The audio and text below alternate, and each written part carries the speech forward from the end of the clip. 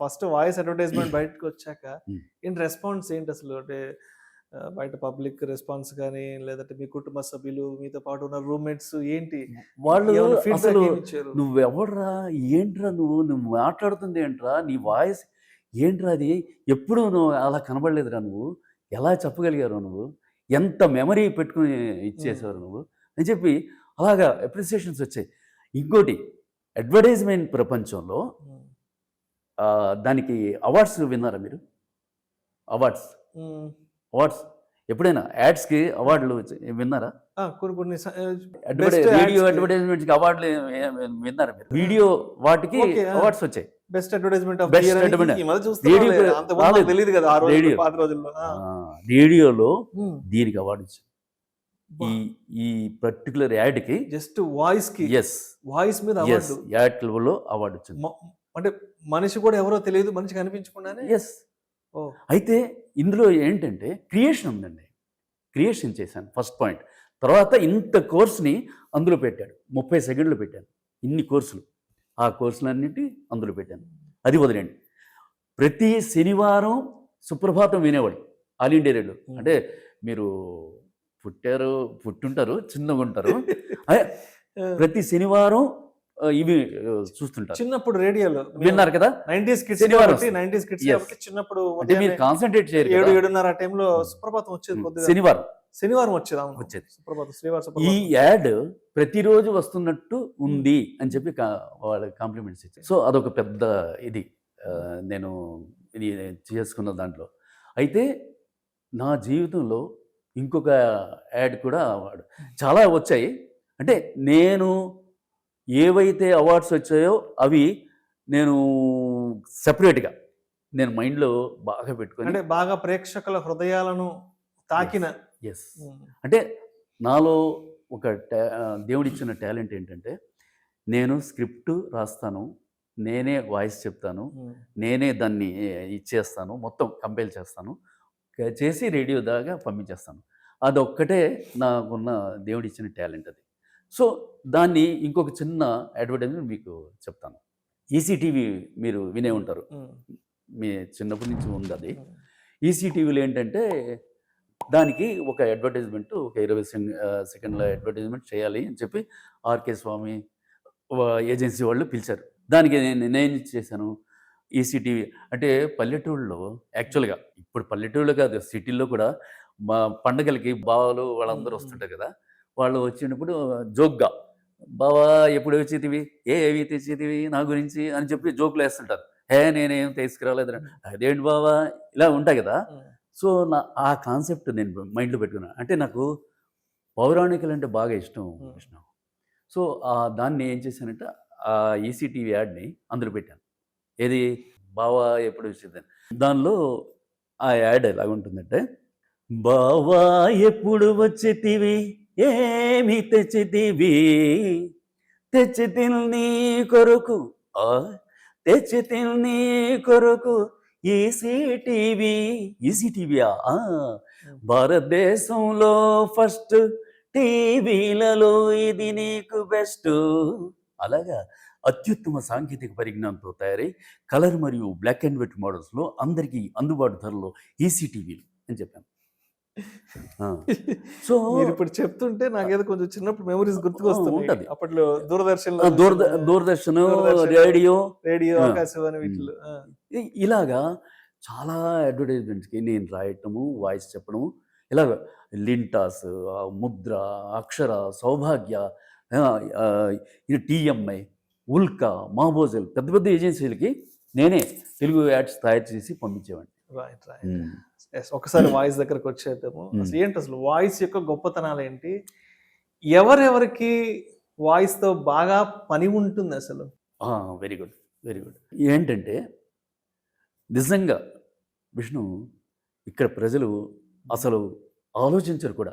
నేను దాన్ని ఎలా ఇచ్చేసానంటే, ఇప్పుడు హ్మ్.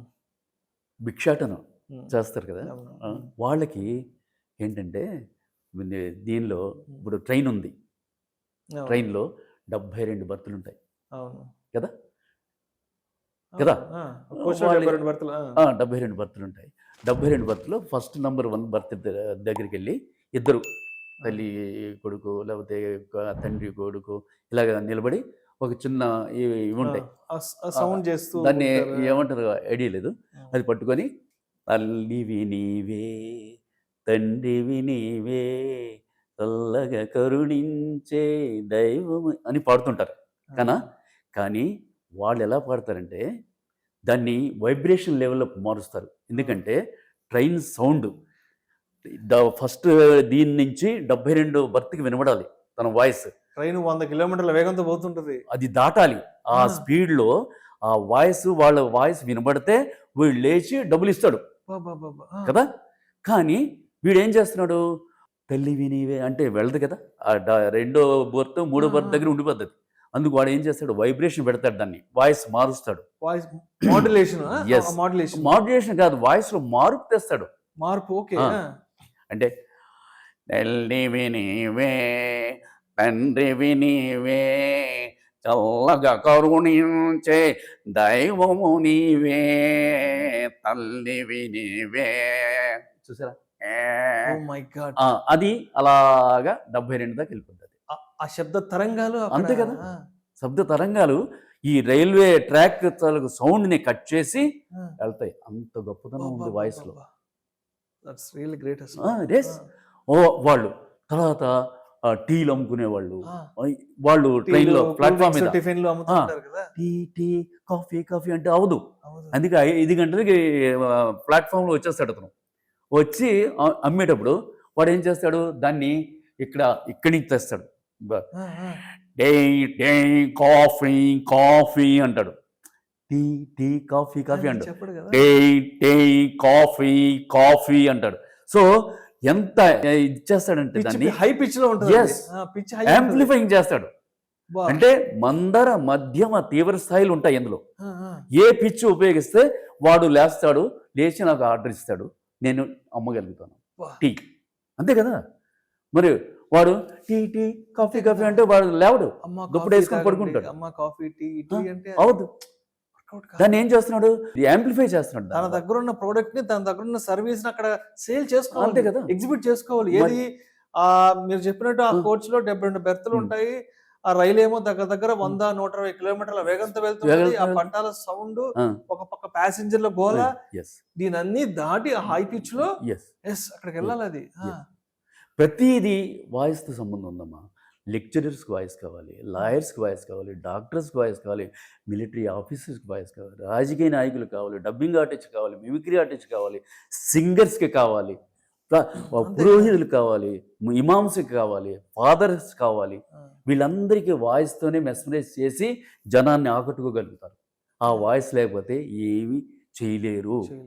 మామూలుగా మాట్లాడుకుంటూ వెళ్ళిపోతే ఎవరికి, యాంకర్స్కి, టెలిఫోన్ ఆపరేటర్స్కి, రిసెప్షనిస్ట్లకి, వీళ్ళందరికీ వాయిస్ ఉంటేనే. లెక్చరర్స్కి వాయిస్ ఎందుకు తెలుసా? లెక్చరరు ఇప్పుడు ఈ కాలంలో ఎలా ఉందంటే, హాల్లో ఒక 80 మంది 90 మంది స్టూడెంట్స్ ఉంటారు కదా.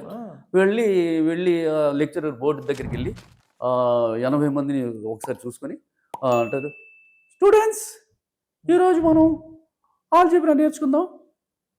దాన్ని a+b² = a² + b² + 2ab అంటాడు కదా. కానీ ఫస్ట్ 2 బెంచీలు వింటాయి, 3వ బెంచ్ నుంచి లాస్ట్ బెంచ్లో పడుకుంటారు. అర్థమే అవుతుంది, బ్యాక్ బెంచెస్ వాళ్ళ అర్థం. అప్పుడు అదే లెక్చరర్స్ మంచి వాయిస్తో ఉన్నాడు, స్టూడెంట్స్ గుడ్ మార్నింగ్, ఇవాళ మనం ఆల్జీబ్రా నేర్చుకుందాం. ఏమిటి ఆల్జీబ్రాలో a+b² = a² + 2ab + b². అర్థమైందా అని అన్నాడు. మొత్తం దద్దరిల్లు కాదు, వాడు లాస్ట్ 60 అవార్డు 70 అవార్డు వరకు సార్ ఇంకోసారి చెప్పండి సార్ అంటాడు. సో వాయిస్లో లాయర్స్కి వాయిస్ కావాలి, ప్రతి వాళ్ళకి వాయిస్ కావాలి. ఎందుకమ్మా, ఇప్పుడు సిమెంట్ వర్క్ చేస్తుంటారు కదా, కన్స్ట్రక్షన్ వర్క్ సోదరులు ఉంటారు కదా, చేసేటప్పుడు ఒక దూలం తీసుకెళ్లాలంటే ఒక పెద్ద దూలాలు ఉంటాయి, లేకపోతే ఐరన్ రాడ్స్ ఉంటాయి. అవి తీసుకెళ్ళాలంటే ఎలా పీక్కి వెళ్ళిపోడు వాడు ఏం చేస్తాడు, హో హో హో అని నలుగురు ఐదుగురు అంటారు. నలుగురు ఐదుగురు ఓ ఓ ఓ ఓ అని అంటేనే తీసుకెళ్ళగలరు. కాకపోతే ఊపు రావాలి, బాడీ రావాలి, ఆ పాజిటివ్ వైబ్రేషన్ రావాలి. నేను తీసుకెళ్ళలేరు వాళ్ళు. ఓకే, తీసుకెళ్దామంటే ఓ ఓ పలా అంటుంటేనే వెళ్తాది. దమ్ముగలాగు